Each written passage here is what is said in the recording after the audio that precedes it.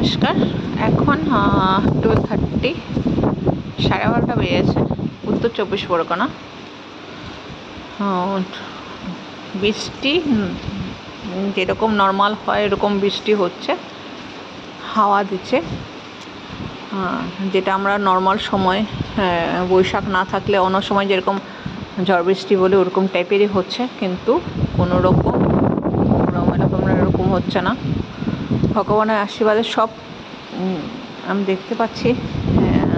জানি না অন্য কোথাও কী হচ্ছে, সেরকম টাইপের না। ভগবানকে সেটুকু প্রার্থনা করছে যে হরে কৃষ্ণ কৃষ্ণ কৃষ্ণ হরে হরে রাম রাম রাম হরে হরে। হে ভগবান, সবাইকে রক্ষা করো, এর থেকে বেশি কিছু করো না। বাস ভগবানের কাছে এটুকুই প্রার্থনা। ভগবান এই যেরকম নর্মাল বৃষ্টি হয়ে যাচ্ছে সেরকমভাবে বৃষ্টি দাও, আর কোনো ক্ষতি যাতে না রক্ষা করো, বাস ওটুকুই প্রার্থনা। আর এই বৃষ্টি, এই ঝড়, ঘূর্ণিঝড় যাতে না হয়, ঠাকুর কোনো ঘর বাড়ি যাতে না ভাঙে, কারো কোনো যাতে ক্ষয়ক্ষতি না হয়, এটুকুই ভগবানের উপর আমাদের সবার বিশ্বাস আছে যে ভগবান রক্ষা করবে, ঠাকুর রক্ষা করবে। ঠাকুরের উপর ভরসা। তো 12:30 হয়ে গেছে, যেরকম সময় বলেছিল